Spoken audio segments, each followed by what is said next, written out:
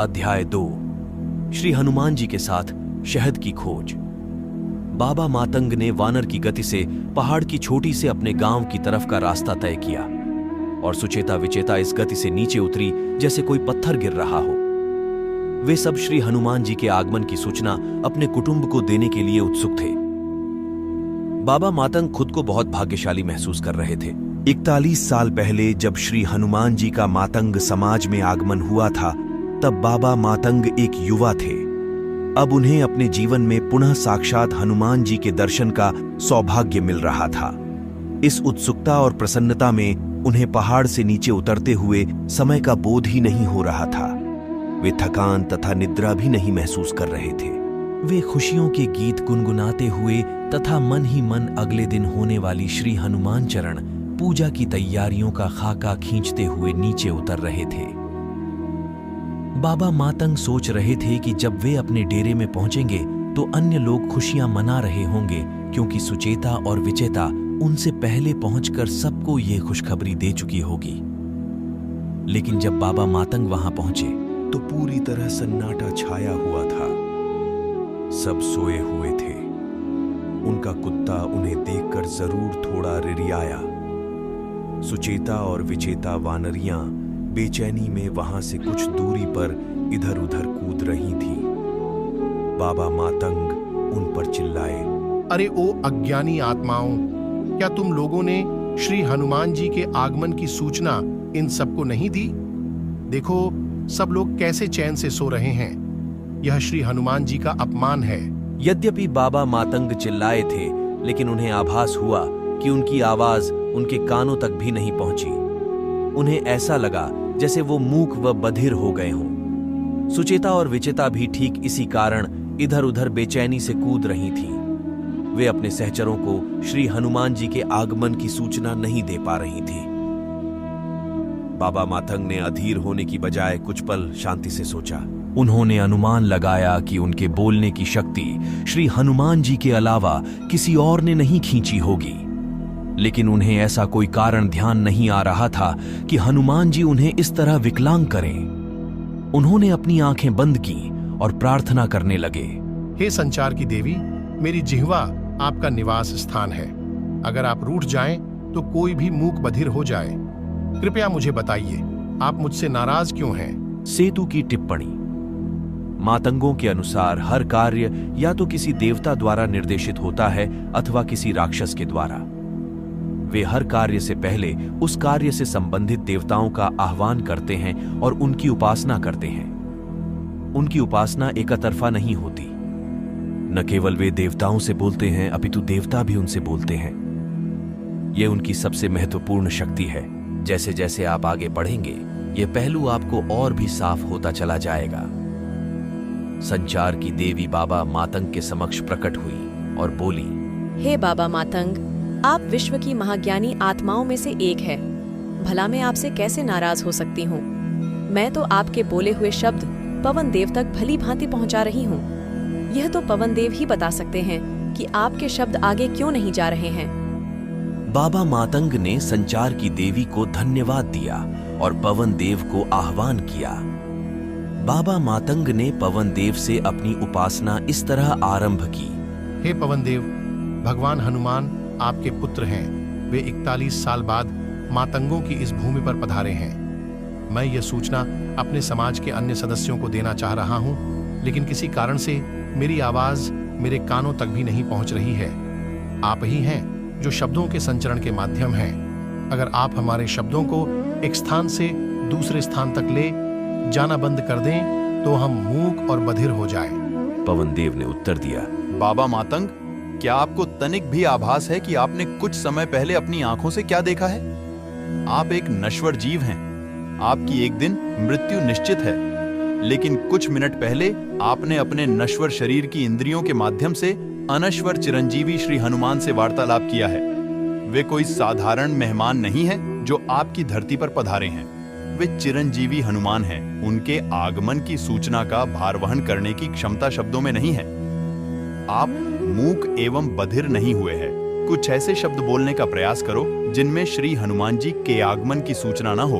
आप बखूबी बोल पाएंगे वे शब्द। लेकिन आप हनुमान जी के आगमन के बारे में नहीं बोल सकते। श्री हनुमान मातंग समाज के सदस्यों के सामने स्वयं उपस्थित होंगे, तभी उनको सूचना मिलेगी। जब तक वे अन्य मातंगों को दिखाई दें, तब तक आप अपने जीवन कार्य पहले की तरह करते रहें। अब आप जाइए और सो जाइए। बाबा मातंग को समझ आ गया कि क्यों वे श्री हनुमान जी के आगमन के संबंध में कुछ भी नहीं बोल पा रहे थे। उन्होंने पवन देव को धन्यवाद दिया। उन्होंने वहां उपस्थित बेचैन सुचेता एवं विचेता को भी इस बात से अवगत कराया कि वे मूक बधिर नहीं हुई हैं। उसके पश्चात बाबा मातंग ने हमेशा की तरह सोने से पहले अपने पैर और हाथ धोए।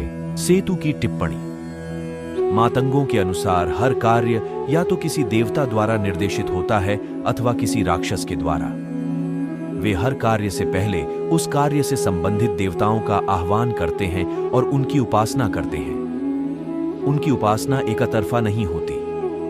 न केवल वे देवताओं से बोलते हैं, अपितु देवता भी उनसे बोलते हैं। यह उनकी सबसे महत्वपूर्ण शक्ति है। वे हमेशा दो पेड़ों के बीच बंधी चद्दर को झूला बनाकर सोते हैं। उन्होंने झूले में लेटे हुए आसमान की तरफ निहारा। आधी रात से ऊपर का समय हो चुका था। उन्होंने आंखें बंद की और निद्रा की देवी का आह्वान किया। हे निद्रा की देवी, मुझे क्षमा करें। हमारी धरा पर श्री हनुमान पधारे हैं और कल मुझे चरण पूजा की भी तैयारियां करनी हैं। मैं यहाँ लेटकर केवल थोड़ा आराम करना चाहता हूँ, मैं सोना नहीं चाहता। कृपया मेरे मस्तिष्क में प्रवेश न करें। निद्रा की देवी बोली, हे बाबा मातंग, आप अभी अभी पहाड़ की चोटी से वापस आए हैं। थकान की राक्षसी ने आपके तन मन को जकड़ रखा है। अगर आपने मुझे आपके मस्तिष्क में प्रवेश नहीं करने दिया तो यह थकान की राक्षसी अपने भाई बंधु राक्षसों को भी आपके तन मन में डेरा डालने के लिए बुला लेगी। आपके तन मन को कुछ घंटे की निद्रा की आवश्यकता है। बाबा मातंग मान गए, बोले, हे निद्रा की देवी, कृपा मेरे मस्तिष्क में प्रवेश करें। सूर्योदय से कुछ समय पहले जागृति की देवी फिर से मेरे मस्तिष्क में प्रवास करने आएंगी। तब तक आप मेरे मस्तिष्क को अपना घर बनाएं। इसके तुरंत बाद बाबा मातंग नींद में चले गए। सुबह उन्होंने चरण पूजा की तैयारियां प्रारंभ की। श्री हनुमान जी के पवित्र चरणों की आराधना।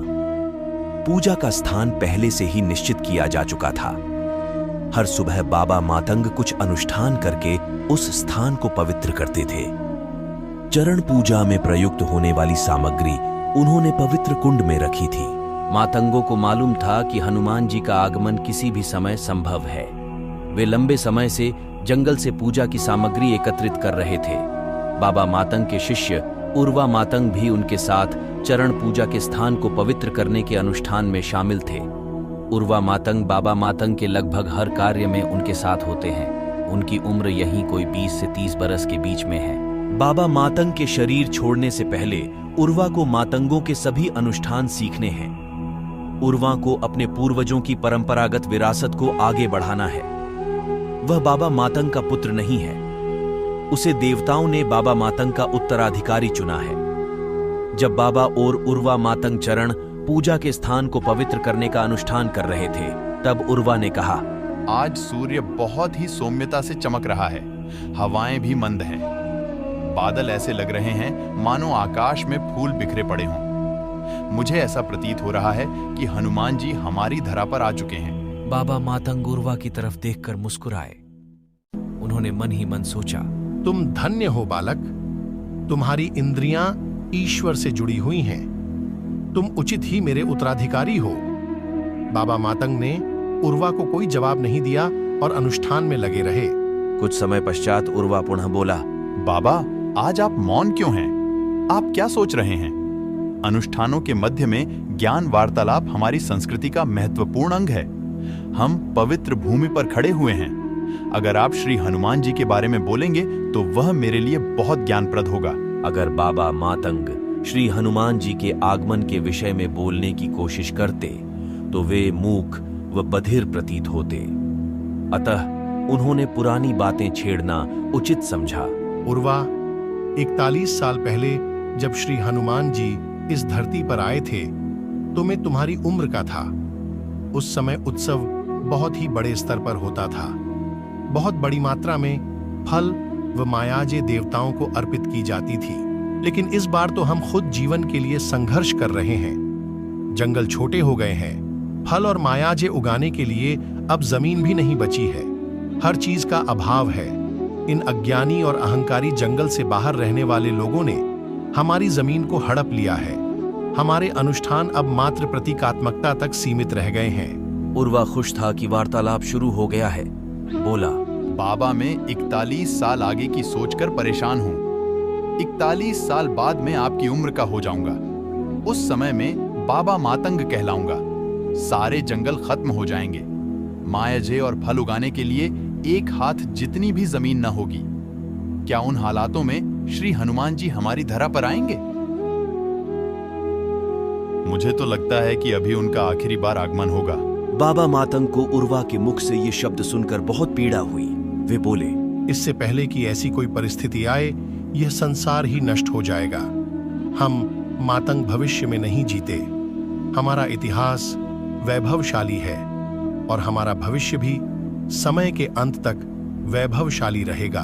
उर्वा वार्तालाप को जारी रखना चाहता था, लेकिन अनुष्ठान समाप्त हो गया। उसके बाद सभी मातंगों ने सदियों से चली आ रही दैनिक हनुमान पूजा की विधियां संपन्न की। उसके पश्चात सभी मातंग भोजन के लिए एक साथ बैठे। भोजन करते समय भी ज्ञानप्रद वार्तालाप हुआ। उसके बाद उन्होंने अपना दिन का कार्य विभाजित किया। बाबा मातंग, उर्वा और अन्य 2 मातंगों को शहद की तलाश का कार्य मिला। भोजन के पश्चात सभी मातंग अपने अपने कार्य में लग गए। बाबा मातंग, उर्वा और अन्य 2 मातंगों ने आवश्यक चीजें लेकर शहद की खोज के लिए यात्रा आरंभ की। गांव से ठीक बाहर उन्होंने देखा कि 3 लोग वानरों को फल खिला रहे थे। ये तीनों लोग मातंगों की वेशभूषा में थे, लेकिन वे न तो मातंग थे और न ही अन्य जंगलवासी। उनकी नाजुक और साफ त्वचा यह दर्शा रही थी कि वे तीनों बाहरी समाज के लोग हैं। बाबा मातंग उन्हें देखते ही थोड़े चिड़चिड़े हो गए। ये तीनों लोग मातंगों के गांव के आसपास पिछले कई दिनों से मंडरा रहे थे। उन्होंने बाबा मातंग से मिलने की कोशिश भी की थी, लेकिन बाबा मातंग ने मिलने से इनकार कर दिया था। बाबा ने अन्य मातंगों से भी इन बाहरी लोगों से न मिलने के निर्देश जारी कर रखे थे। बाबा ने हमेशा से ही बाहरी समाज के लोगों के प्रति यह सख्त रवैया अपनाया है। मातंग हमेशा बाहरी लोगों से दूर ही रहते हैं। वे कभी उनके साथ मेल जोल नहीं करते। लेकिन उर्वा इन बाहर वालों के जीवन के बारे में जानने के लिए उत्सुक था। जब इन 3 लोगों ने बाबा मातंग, उर्वा तथा अन्य 2 मातंगों को आते देखा तो उन्होंने हाथ जोड़कर उन्हें नमस्कार किया। वे मातंगों के साथ कुछ बातें करना चाहते थे, लेकिन बाबा मातंग ने कोई रुचि नहीं दिखाई और चलते रहे। उर्वा को यह असभ्य लगा।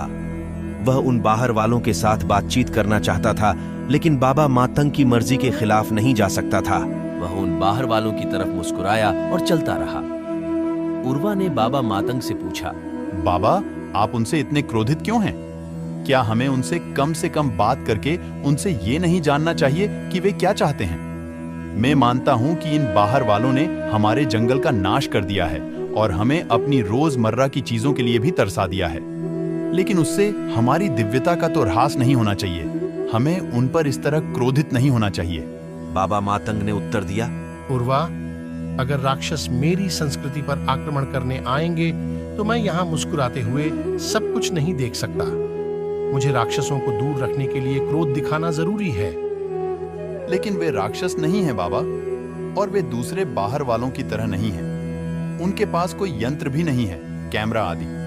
वे हमारी रीति के अनुसार ही वस्त्र पहने हुए हैं। उर्वा ने अपनी दृष्टि से बाबा मातंग को समझाने की कोशिश की, लेकिन बाबा मातंग बाहर वालों के संबंध में कोई वार्तालाप नहीं करना चाहते थे। उन्होंने अपने अंतिम शब्द कहे, उर्वा, जंगलवासियों जैसे वस्त्र पहनने से कोई जंगलवासी नहीं हो जाता। सत्य यह है कि बाहरी समाज के लोगों के मस्तिष्क में लालच का राक्षस रहता है। ये लोग प्रकृति के शत्रु होते हैं। उन्होंने अपने लाभ के लिए जंगलों को काट डाला है। ये लोग अपने लालच के लिए कुछ भी कर सकते हैं। मुझे इन बाहर वालों से कोई शिकायत नहीं है। मुझे इनके मस्तिष्क में बैठे लालच के राक्षस से परहेज है। सेतु की टिप्पणी। मातंगों को दैनंदिनी में वर्णित ये 3 बाहर वाले दरअसल सेतु के संत हैं। हम उस समय मातांगों से मेल जोल करने की कोशिश कर रहे थे ताकि हम उनके इतिहास और संस्कृति को समझ सकें। बाबा मातंग बाहरी समाज के लोगों के लिए बहुत सख्त है, लेकिन अपने समाज के लिए वे पिता की भांति हैं। बाद में आप देखेंगे कैसे उन्होंने सेतु के संतों को आत्मसात कर लिया। जब उर्वा ने देखा कि बाबा बाहर वालों के संबंध में कोई बात नहीं करना चाहते हैं, तो उसने बातचीत बंद कर दी और शहद खोजने में अपना ध्यान केंद्रित कर लिया। जब मधुमक्खियां विभिन्न स्थानों से अपने छाते की तरफ जाती हैं, तो वे एक विशेष खुशबू बिखेरती हुई चलती हैं। हम मातंगों में ही वह खुशबू महसूस करने की क्षमता है। बाबा मातंग, उर्वा और अन्य 2 मातंग उसी खुशबू का पीछा करते हुए किसी नजदीकी मधु के छत्ते की तरफ बढ़ रहे थे। 1 मील की दूरी तय करने के पश्चात वह खुशबू आनी बंद हो गई। उस खुशबू का स्थान एक अजीब सी दुर्गंध ने ले लिया। जब उन्होंने आसपास देखा तो एक बीमार कुतिया एक पेड़ के नीचे पड़ी हुई थी। वह कुतिया इसलिए दुर्गंध से भरी थी क्योंकि उसके शरीर में कीड़े पड़े हुए थे। पेट के ऊपर वाले स्थान और सिर में कीड़े बिलबिला रहे थे। वह लगभग अचेत थी और मृत्यु के निकट थी। मातंगों के लिए वह बहुत ही दर्दनाक दृश्य था। ओह! बाबा मातंग के मुख से पीड़ा की आह निकल पड़ी। वे कुतिया के नजदीक आकर बैठे और बोले, मैंने हाल ही में किसी जीव को इतना तड़पते हुए नहीं देखा है। उर्वा भी नजदीक बैठ गया और बोला, बाबा, हमें शीघ्र ही इसको बचाने के लिए कुछ करना होगा।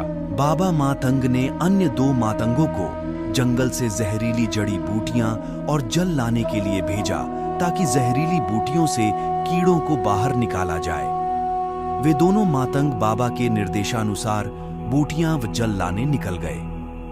बाबा मातंग ने चिकित्सा के देवताओं का आह्वान किया। हे जुड़वा देवताओं, कृपा मेरे मस्तिष्क को अपना घर बनाओ ताकि मैं इस प्राणी की चिकित्सा कर सकूं।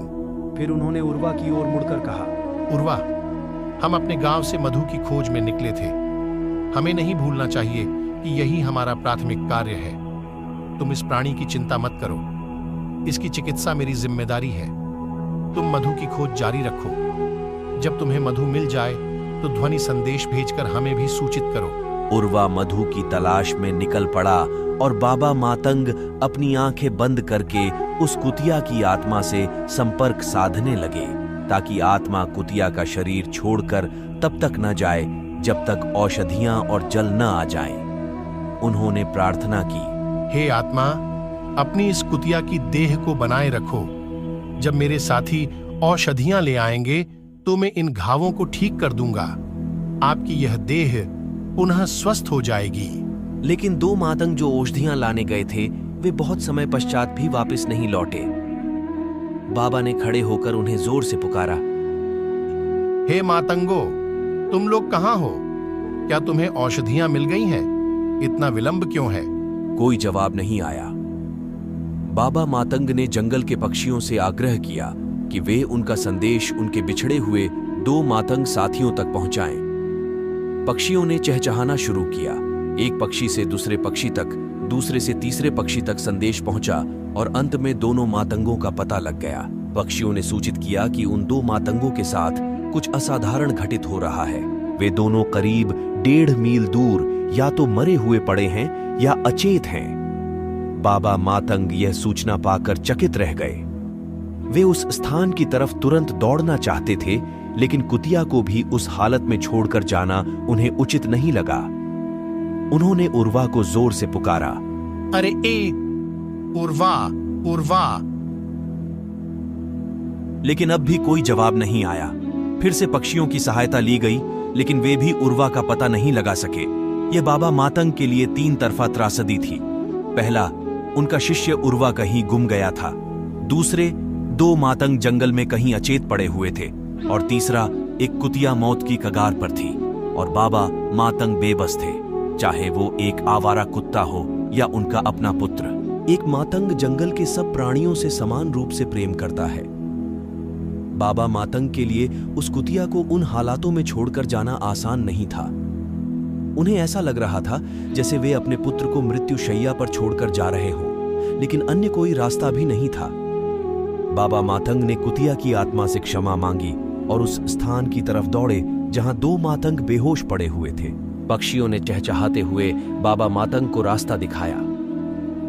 जब वे उस स्थान पर पहुंचे तो सबसे पहले उनकी नजर वहां पड़ी हुई उन औषधियों पर पड़ी जो उन्होंने मातंगों से मंगवाई थी। उन औषधियों के पास पानी का पात्र भी पड़ा हुआ था। वहीं पर 2 मातंग बेहोश पड़े हुए थे। बाबा मातंग ने उनका निरीक्षण किया तो पता चला कि उन्हें किसी विषैले सरीसृप ने काटा है। उन्होंने अपनी कुल्हाड़ी से मातंगों के शरीर के उन स्थानों पर चीरा लगाया जहां पर सरीसृप ने उन्हें काटा था और वहां से जहर चूसकर बाहर निकालने की प्रक्रिया आरंभ की, लेकिन खून अंदर नसों में पहुंच चुका था। बाबा मातंग को ज्ञात हुआ कि अगर शीघ्र ही उन मातंगों की नसों में प्रतिविष औषधियां नहीं दी गईं तो उनकी मृत्यु निश्चित है। क्या भीषण विपदा थी! वहां पर विषैली औषधियां पड़ी हुई थी जिनसे कुतिया का इलाज किया जाना था, लेकिन कुतिया वहां से 1.5 मील दूर थी, अतः वे औषधियां किसी काम की नहीं थी।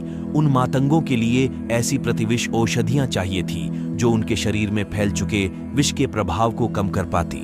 जिस मरीज के लिए औषधियां उपलब्ध थीं, वो मरीज वहां से दूर था और जो मरीज पास थे उनके लिए औषधि नहीं थी। बाबा मातंग के हाथ कांपने लगे। उन्होंने जहर चूसकर बाहर निकालना जारी रखा, लेकिन उतना काफी नहीं था। बीच बीच में उन्होंने उर्वा मातंग को भी आवाज लगाने की कोशिश की, लेकिन कोई उत्तर नहीं मिला। बाबा मातंग जानते थे कि झील के दूसरे किनारे पर प्रतिविष औषधियां मिल सकती थीं, लेकिन उन 2 मातंगों को उस हालात में छोड़कर जाना खतरनाक था। उनका जहर चूसकर बाहर निकालते रहना और उन्हें कृत्रिम सांसें उपलब्ध कराते रहना जरूरी था। इसी समय एक वानर ने उनकी सहायता करने का प्रस्ताव किया। बाबा मातंग ने वानर को उन औषधियों की पहचान बताई। वानर तुरंत औषधियां लाने के लिए झील के दूसरी तरफ चला गया। निर्णायक समय बीतता जा रहा था, लेकिन वानर औषधियां लेकर वापस नहीं लौटा। बाबा मातंग उन 2 मातंगों को जीवित रखने के सभी तरीके आजमा रहे थे। उन्होंने सतह से पूरी तरह जहर सोख डाला था, लेकिन जो विष उनके रक्त में घुस चुका था वह उनके शरीर को नीला करता जा रहा था। बाबा मातंग एक एक करके उन दोनों को कृत्रिम सांसें उपलब्ध करा रहे थे, लेकिन औषधियों के बिना वे ज्यादा समय तक जीवित नहीं रह सकते थे। चिंताओं के राक्षस पहले ही बाबा मातंग के दिमाग में घुस चुके थे। भय और चिंता के मारे उनके पसीने छूट रहे थे, उनका शरीर कांप रहा था। अंत में उन्होंने खुद ही झील के दूसरी तरफ जाकर जड़ी बूटियां लाने की ठानी। वे झील के किनारे जितनी तेजी से दौड़ सकते थे दौड़े। झील के दूसरी तरफ उन्होंने उसी वानर को एक वृक्ष से दूसरे वृक्ष के बीच मस्ती में उछलते हुए देखा। वह वानर एक हाथ में वे औषधियां लिए हुए था और दूसरे हाथ से मजे से केले खा रहा था। जब बाबा ने वानर को बेपरवाह केले खाते देखा तो वे अपना आपा खो बैठे। वे चिल्लाए, अरे वानर, तुम राक्षस हो। 2 लोग अपनी जिंदगी के लिए लड़ रहे हैं और तुम यहाँ केले खा रहे हो। मैंने तुम्हें औषधियां लाने के लिए कहा और तुम अपनी इंद्रियों को संतुष्ट कर रहे हो। तुम अपने समाज के लिए शर्म का कारण हो। तुम हमारे भगवान श्री हनुमान की उन गौरवपूर्ण कार्यों पर भी कलंक हो, जब उन्होंने हिमालय के जंगलों से भगवान राम के भ्राता श्री लक्ष्मण के लिए औषधियां लाकर उनकी जान बचाई थी। वानर पर बाबा मातंग के शब्दों का कोई असर नहीं हुआ। वह मजे से केले खाता रहा। जो औषधियां उसके पास थीं, उनको भी उसने बाबा मातंग की तरफ फेंक दिया। वानर के इस व्यवहार से बाबा मातंग अत्यंत क्रोधित हो गए। उन्होंने एक छड़ी उठाई और वानर की तरफ मारने के लिए दौड़े। वानर भाग उठा। बाबा उसके पीछे दौड़े। वे वानर के प्रति कटु शब्द प्रयोग करते जा रहे थे और जो भी चीज उनके रास्ते में आ रही थी वे उसको वानर की तरफ फेंक रहे थे।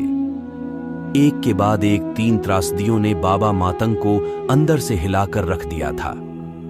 उनमें संत के सारे गुण मानो खत्म हो गए थे। अन्यथा क्या कारण था कि बाबा मातंग जैसे महात्मा एक वानर को पीटने के लिए उसके पीछे दौड़ रहे थे। अंत में बाबा मातंग थक गए। वे वानर को नहीं पकड़ सके। वानर रुक गया और एक पेड़ पर जा बैठा। फिर वहां से एक जानी पहचानी आवाज आई, बाबा, आपको ये क्या हो गया है? आप बेचारे वानर के पीछे क्यों पड़े हैं? यह उर्वा की आवाज थी जो उस पेड़ के नीचे शांति से बैठा हुआ था।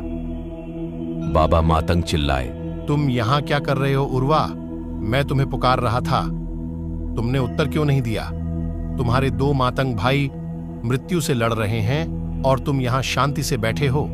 मैं श्री हनुमान जी के पवित्र चरणों में बैठा हूँ बाबा। क्या आप उन्हें नहीं देख सकते? मृत्यु से कौन लड़ रहा है? आप यह क्या बोल रहे हैं बाबा? उर्वा ने पूछा। बाबा मातंग का मस्तिष्क क्रोध, प्रतिशोध, चिंता आदि राक्षसों के नियंत्रण में था। यही कारण था कि वे श्री हनुमान को अपनी आंखों के सामने होते हुए भी नहीं देख पा रहे थे। लेकिन श्री हनुमान जी की कृपा से उन्होंने शीघ्र ही अपने मस्तिष्क में बैठे विभिन्न राक्षसों को पहचान लिया। बाबा मातंग कटे वृक्ष की भांति गिर पड़े। उनके पैर मृत से हो गए। अपने दोनों हाथों को सामने की तरफ फैलाकर वे जमीन पर गिर पड़े और साष्टांग मुद्रा में गिरे हुए रोने लगे। जैसे ही उन्होंने श्री हनुमान जी के चरणों में स्वयं को समर्पित किया, सारे राक्षस उनके मस्तिष्क को छोड़कर भाग खड़े हुए। अंततः उन्हें श्री हनुमान जी की आवाज सुनाई दी, उठो बाबा मातंग, उठो। बाबा मातंग ने अपना सिर उठाया। श्री हनुमान वहां खड़े खड़े मुस्कुरा रहे थे। उनका एक हाथ वृक्ष के तने पर था। उर्वा उनके चरणों में नीचे धरती पर बैठा हुआ था।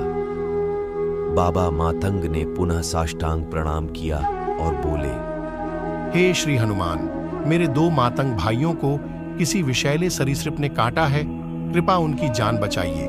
उस कुतिया की भी जान बचाइए जो भयानक घावों से कराह रही मृत्यु की प्रतीक्षा कर रही है। कृपा करो प्रभु, कृपा करो। हनुमान जी की मुस्कुराहट और घनी हो गई। उन्होंने कोई उत्तर नहीं दिया। उधर उर्वा श्री हनुमान जी के दैवीय रूप से प्रस्फुटित हो रही असीम ऊर्जा की धारा में खोया हुआ था। वह आसपास जो कुछ हो रहा था उससे अनभिज्ञ था। बाबा मातंग के शब्द सुनकर उसे आश्चर्य हुआ। बोला, बाबा कुतिया को क्या हुआ? क्या आपने उसकी चिकित्सा नहीं की? लेकिन उन्होंने तो मुझे बताया कि कुतिया अब ठीक है। ऐसा तुम्हें किसने बताया? बाबा मातंग ने पूछा। उर्वा ने कुछ दूरी पर स्थित दूसरे वृक्ष की ओर इशारा किया। दोनों मातंग जो कुछ देर पहले सरीसृप के काटे जाने से बेहोश पड़े थे, वे अब उस वृक्ष पर लगे मधुमक्खी के छाते से मधु निकाल रहे थे। बाबा मातंग को अपनी आंखों पर विश्वास नहीं हुआ। अब हनुमान जी बोले, हे बाबा मातंग, आज आप मधु खोजने के लिए अपने गांव से निकले थे, लेकिन रास्ते में कुछ और काम आपको मिल गए जिनके कारण आप विचलित हो गए। उन विचलनों को निभाने के पश्चात आप पुनः अपने मधु खोज के रास्ते पर वापस आ सकते थे, लेकिन आप अचानक आए कामों को पूरा करने की बजाय उनमें उलझते चले गए। अरे भाई, जब वानर ने आपकी तरफ औषधियां फेंक दी तो उस पर क्रोधित होकर उसके पीछे भागने की बजाय आपको औषधियां उठाकर वापस जाना चाहिए था। आप आसानी से अपने दो साथियों को ठीक कर सकते थे। फिर उन मातंगों के पास पड़ी विषैली औषधियों और पानी को लेकर आप कुतिया के पास जा सकते थे और उसे भी ठीक कर सकते थे, और उसके बाद आप फिर से अपने मधु खोजने के कार्य में लग सकते थे। मुझे माफ कर दीजिए प्रभु, मैं आपकी परीक्षा उत्तीर्ण नहीं कर सका। बाबा मातंग अपने बारे में दोष और हीनता की भावना से घिर गए। आपने कुछ नहीं किया बाबा मातंग। आपके कार्य राक्षसों द्वारा नियंत्रित किए जा रहे थे। क्रोध के राक्षस ने आपको वानर का पीछा करने के लिए प्रेरित किया और आप भटक गए। भगवान हनुमान ने उत्तर दिया, लेकिन राक्षसों ने मेरे शरीर के माध्यम से जो कार्य किए, मैं ही उसके लिए जिम्मेदार हूं प्रभु। बाबा मातंग बोले, हम मनुष्य कुछ नहीं करते। हमारे कार्य या तो देवताओं द्वारा निर्देशित होते हैं या राक्षसों द्वारा। देवताओं द्वारा निर्देशित एक कार्य हमें मोक्ष की तरफ एक कदम नजदीक ले जाता है, लेकिन राक्षसों द्वारा नियंत्रित कार्य हमें मोक्ष से 10 कदम और पीछे की ओर ले जाता है। स्वाभाविक रूप से श्री हनुमान मुस्कुरा रहे थे। कुछ क्षण पहले जो बाबा मातंग एक साधारण मनुष्य की भांति रो रहे थे, अब वे विद्वतापूर्ण बातें कर रहे थे। हनुमान जी शरारत के लहजे में बोले, लेकिन बाबा मातंग, आपके मस्तिष्क में राक्षसों ने डेरा कैसे डाला?